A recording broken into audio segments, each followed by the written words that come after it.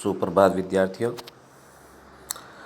Online कक्षा में एक बार आप सभी का पुनः स्वागत।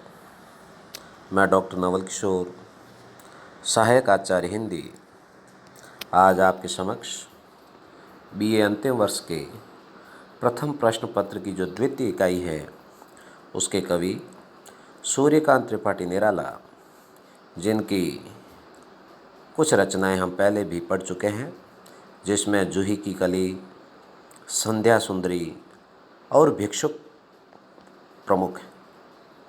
आज हम सूर्यकांत त्रिपाठी की ही एक और रचना जो हमारे पाठ्यक्रम में दी गई है, विधवा, इसके बारे में अध्ययन करेंगे। विद्यार्थियों, आपको पता है कि छायावाद के 4 स्तंभों में से एक सूर्यकांत त्रिपाठी निराला जो हैं प्रगतिवादी काव्य से भी प्रेरित है। और निराला ने, जैसा कि आपको पता है, कि अपने काव्य में शोषित, पीड़ित, निर्धन और उपेक्षित जो वर्ग है समाज का, उसे स्थान दिया है और उसका वर्णन प्रमुखता से अपने काव्य में किया है। उन्होंने अपनी करुणामय भावनाओं और संवेदनशीलता द्वारा इन उपेक्षित वर्गों को उभारने का प्रयास किया है, जिसमें एक कविता हम पहले भी पढ़ चुके हैं। एक वह वर्ग जो हमारे समाज का अंग होकर भी उपेक्षित है, जिसे भिखारिया भिक्षुक कहते हैं, उस कविता के बारे में हम पहले ही अध्ययन कर चुके हैं। एक ऐसी ही कविता जो कि ऐसे वर्ग से संबंधित है जो हमारे समाज का अंग होते हुए भी उन सभी अधिकारों का भली प्रकार से उपयोग नहीं कर पाता और उसे जो अधिकार मिलने चाहिए वे नहीं मिल पाते हैं।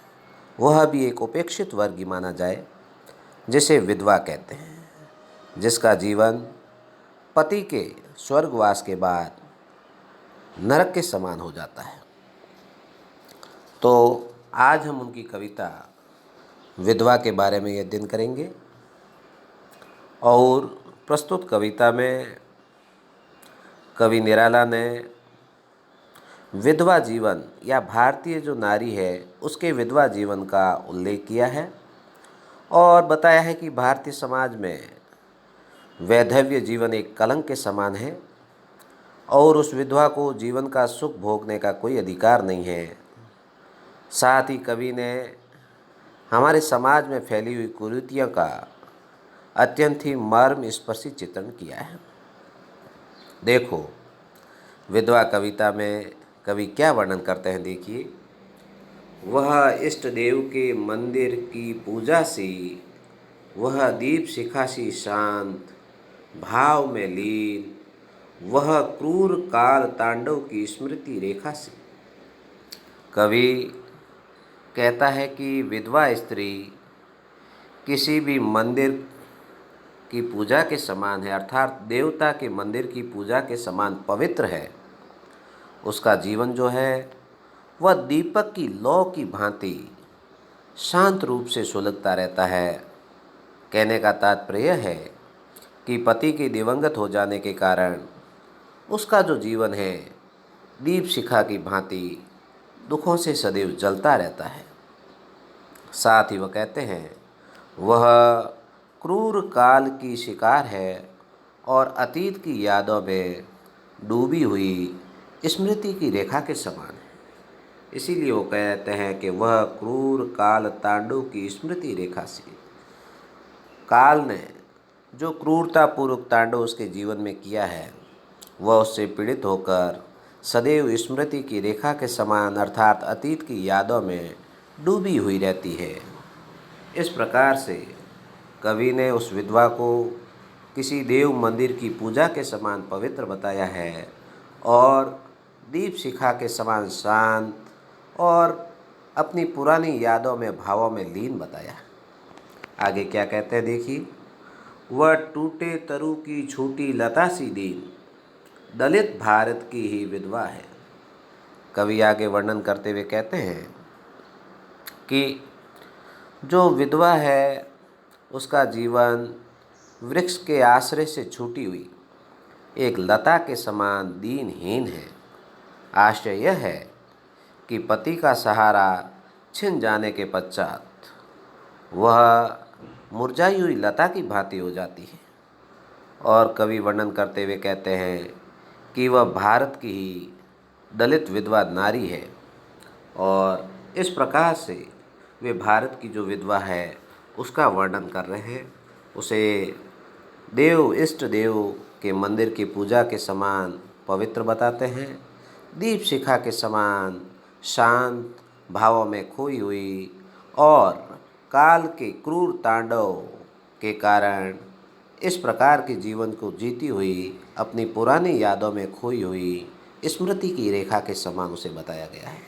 साथ ही पेड़ से या तरु से टूटे हुए छूटी हुई लता से उसे दीन बताया गया है, क्योंकि इसकी स्थिति पति के छिन जाने के बाद वास्तव में दीनहीन हो जाती है।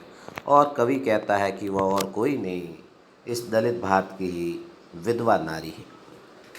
आगे कवि वर्णन करते हुए कहते हैं कि षड ऋतुओं का श्रृंगार, कुसुमित कानन में नीरव पद संचार, अमर कल्पना में स्वच्छंद विहार, व्यथा की भूली हुई कथा है, उसका एक स्वप्न अथवा है। आगे कवि कहते हैं कि जो भारत की विधवा नारी है वह जो 6 ऋतुएं हैं, जैसे षड ऋतु कहा गया है, में किए जाने वाले वह समस्त श्रृंगार को भूल चुकी है। अर्थात जब आनंद के कुसुमित वन में शांत रूप से संचरण करना तथा स्वच्छंद विहार करना हो तो कोरी कल्पना मात्र ही उसके लिए रह गया है। अर्थात कहने का तात्पर्य है कि अब वह आमोद प्रमोद को भूल चुकी है और सुखी जीवन तो उसके लिए स्वप्न मात्र रह गया है। कवि आगे वर्णन करते हुए कहते हैं कि इस प्रकार से कुसुमित कानन में नीरो पद संचार, अर्थात कुसुमित फूलों से सजे हुए कानों में नीरव शांत रूप से पद का संचार करना और षड ऋतुओं में 6 ऋतुओं में श्रृंगार करना उस नारी के लिए अब केवल कोरी कल्पना मात्र रह गया है। आगे कवि वर्णन करते हुए कहते हैं कि व्यथा की भूली हुई कथा है, उसका एक स्वप्न अथवा है। अर्थात इस प्रकार से श्रृंगार करना और उस कुसुमित कुसुमित कानन में अर्थात कुसुमित उपवन में विहार करना, अर्थात आनंद की हिलोरे लेना, आनंद में जीवन व्यतीत करना अब केवल कोरी कल्पना के समान ही रह गया। इस प्रकार से कवि ने, आपने देखा कि प्रस्तुत पंक्तियों में विधवा नारी का जो करुणामय जीवन है उसकी मार्मिक व्यंजना की। भारतीय समाज की जो कुरीति है उसकी ओर संकेत किया है, जिसमें आप देखते हैं कि विधवा नारी को अच्छा खाना और अच्छा पहनना भी वर्जित है। कवि की भाषा पर जाएं तो भाषा लाक्षणिक और मुहावरेदार है। इस प्रकार से पहले पद में बड़ा ही मार्मिक चित्रण विधवा नारी के बारे में कवि द्वारा किया गया।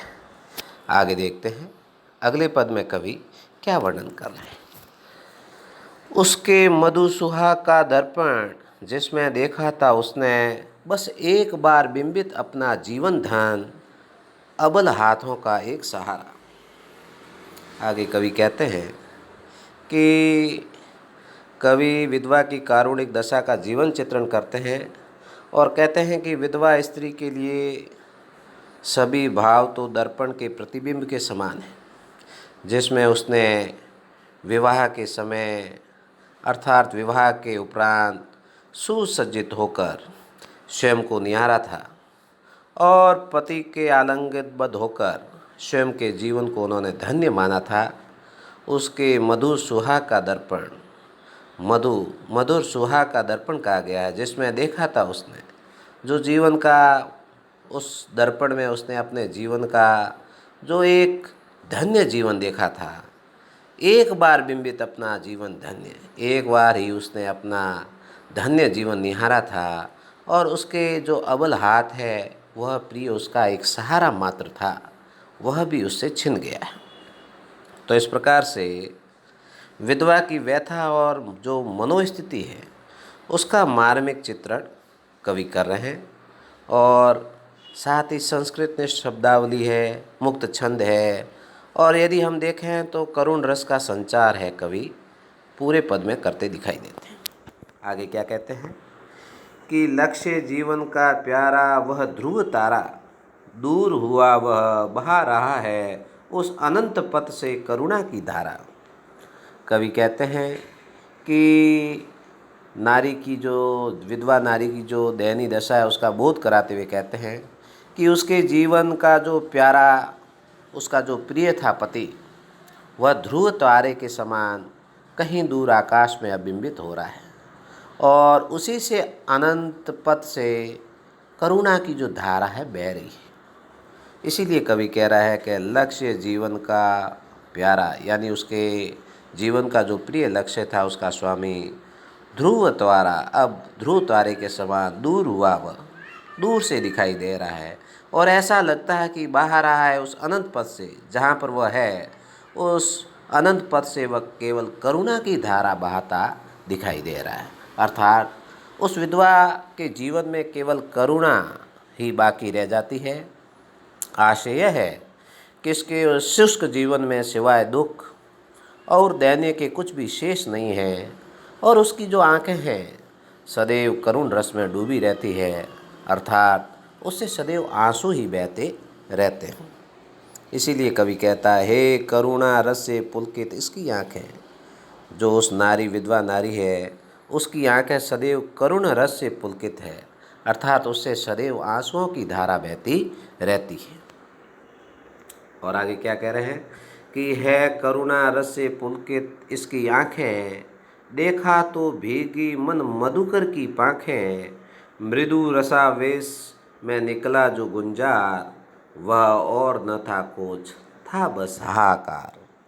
तो कवि कह रहे हैं कि उसकी आंखें सदैव करुण रस में डूबी है, उससे सदैव आंसू बहते रहते हैं और उसका जो देखा तो भीगी मन मधुकर की पाखें, मन मधुकर मधुकर के समान उसका जो मन है, उसका हृदय भ्रमर के गीले पंखों की भांति सदैव बोझिल बना रहता है। कवि कहता है किसी समय जब उसका पति था तब उसी हृदय रूपी भ्रमर से प्रेम की मधुर जो गुंजार है उसका अनुभव होता था, लेकिन आज तो केवल उससे एक ही शब्द बार बार निकल रहा है, लेकिन आज उससे केवल हाहाकार ही निकलता हुआ दिखाई दे रहा है। अर्थात अब इस करुण क्रंदन के अतिरिक्त वहाँ से कुछ भी सुनाई देता नहीं है। तात्पर्य यह है कि पति की मृत्यु के पश्चात यह जो दुख है भरा पहाड़ सा और जीवन है बोझिल हो गया है।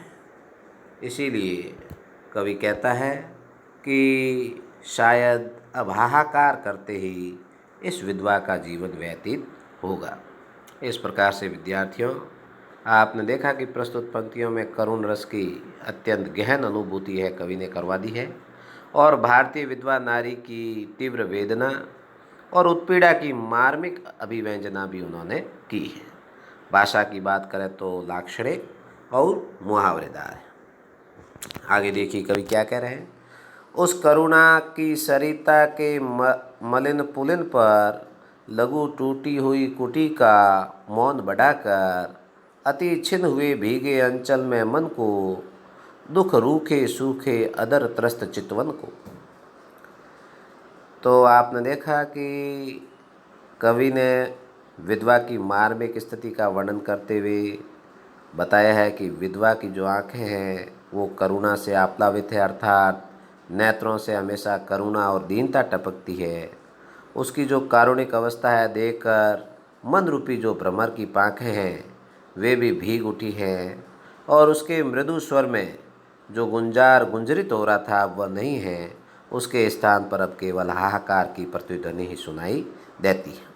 इससे आगे क्या कह रहे देखो, उस करुणा की सरिता के मलिन पुलिन पर लघु टूटी हुई कुटी का मौन बढ़ाकर कवि कहते हैं कि करुणा सरिता के जो मलिन किनारा है, तट है, उस पर मानो वह एक लघु कुटी का है, वह मौन बढ़ा रही हो और वह छिन्न भिन्न है और आगे कहते हैं कि अति छिन्न हुए भीगे अंचल में मन को, दुख रूखे सूखे अदर त्रस्त चितवन को। आगे कहते हैं कि वह छिन्न भिन्न है और उसका अंचल है नेत्रों से अविरल बहने वाली, प्रवाहित होने वाले आंसुओं से भीग गया है। उसके जो अदर हैं वो दुख के कारण शुष्क हो गए हैं और चितवन भी है वो त्रस्त हो गई है। भाव यह है कि दृष्टि भी है वह मंद पड़ गई है। वह दुनिया की नज़रों से दूर बचाकर रोती है अस्फुट स्वर में, दुख सुनता है आकाश धीर निश्चल समीर, सरिता की वे लहरें भी ठहर ठहर कर। कवि कहता है कि वह अपने आप को संसार से बचा कर रखती है और अथाह वेदना के कारण अस्पष्ट स्वरों में लगातार विलाप भी करती है, लेकिन उसकी जो करुणापूरित व्यथा है उसकी कथा को केवल धैर्यवान धीर आकाश, निश्चल समीर और जो सरिता की लहरें हैं वे ही केवल ठहर ठहर कर सुन पाती है, वे ही केवल सुनती है। इस प्रकार से आपने देखा कि विद्यार्थियों, कवि ने विधवा का कारुणिक चित्र प्रकृति के माध्यम से हमारे सामने प्रस्तुत किया है। कवि की कल्पना के अनुसार जो प्रकृति है वह विधवा के करुणापूरित व्यथित स्वर को अवश्य सुनती है, पर यह जो प्राणी जगत है वह उससे अनभिज्ञ है। विधवा का असहाय जीवन है, परिणाम स्वरूप संसार से दूर ही रहना चाहता है। और इस प्रकार से पूरे पद्यांश में हमने देखा कि रूपक और उत्प्रेक्षा जैसे अलंकारों का कवि ने सुंदर प्रयोग भी किया है। अब देखते हैं कि अंतिम पद में कवि विधवा के जीवन को वर्णित करते हुए किस प्रकार से हमारे सामने उसे प्रस्तुत करता है। क्या कहते हैं? कौन उसको धीरज दे सके, दुख का भार कौन ले सके, यह दुख वह जिसका नहीं कुछ छोर है, देव अत्याचार कैसा घोर और कठोर है। तो इस प्रकार से नारी जीवन का जो अभिशाप है विधवा जीवन, उसका वर्णन करते हुए कवि विधवा की करुणापूरित दशा को देखकर और वह भारतीय विधवा के जीवन का मूल्यांकन करते हुए कहता है कि इस भारत में ऐसा कौन है, कौन उसको धीरज दे सके, ऐसा कौन है, ऐसा कौन सा प्राणी है जो इस विधवा को धैर्य प्रदान कर सके, उसे धीरज बंधा सके और दुख का भार कौन ले सके। इस प्रकार से कवि ने हमारे सामने एक प्रश्न खड़ा किया है, प्रश्न चिन्ह लगाया है कि ऐसा कौन है, ऐसा कौन सा व्यक्ति है जो उसके जीवन के भार को वहन कर सके, ढो सके। इस प्रकार से कवि हमारे सामने चेतावनी के रूप में और प्रश्न के रूप में यह बात रखता है कि क्या ऐसा कोई भी नहीं है, क्या इस देश में ऐसा कोई भी व्यक्ति प्राणी नहीं जो विधवा के जीवन को धैर्य प्रदान कर सके और उसके जीवन के भार है उसको वहन कर सके। और आगे कवि कहता है यह दुख वह जिसका नहीं कुछ छोर है। कवि कहता है कि उसके वैधव्य का जो भार है वो साधारण नहीं है, उसके भार का क्योंकि कोई छोर भी नहीं है। इस प्रकार से कवि ने वर्णन करते हुए बताया है कि जो विधवा का जीवन है उसका भार बहुत बड़ा है और उसके भार का कोई छोर नहीं है। और अंत में कहते हैं देव अत्याचार कैसा घोर और कठोर है। हे देव, इसलिए वो कहते हैं कि हे देव, विधवा पर यह कैसा घोर और कठोर अत्याचार है। और आगे कहते हैं क्या कभी पहुँचे किसी के अश्रु जल, या किया करते रहे सबको विकल। और हमसे प्रश्न करते हुए कवि कहता है क्या कभी तुमने मानव समाज के दुख के कारण प्रवाहित इस विधवा के अश्रु जल को पहुँचा है, किसी के अश्रु जलों को पहुँचने का प्रयास किया है, या फिर तुमने यूँ ही मानव जीवन को तुम विकल कर रहे हो, व्याकुल कर रहे हो। आगे कहते हैं ओस कणसा पलवों से झर गया, जो अश्रु भारत का उसी से सर गया। अंत में कवि कहता है कि पलवों पर पड़ी हुई ओस की बूंदें झड़ जाती है, वैसे ही विधवा के आंसू भी झड़ गए हैं, किंतु उन अश्रुओं का मूल्य ही क्या जिन्हें कोई देखने वाला न हो। वह तो वन्य कुसुम के समान है, जो पुष्पित हुआ, मुरझाया और गिर गया। संपूर्ण भारत के अश्रुओं को अथवा उसकी वेदना को कवि उस दीनहीन विधवा में अवलोकित कर रहा है, देख रहा है। प्रस्तुत अंश में विधवा की जो कारुणिक और शोचनीय दशा है उसका वर्णन किया गया है, और साथ ही भाषा प्रवाहमयी है, शब्द चयन भी भावानुकूल है, उपमा और अनुप्रास अलंकार का सुंदर प्रयोग हुआ है। इसी के साथ आज का यह कालांश यहीं समाप्त होता है। धन्यवाद।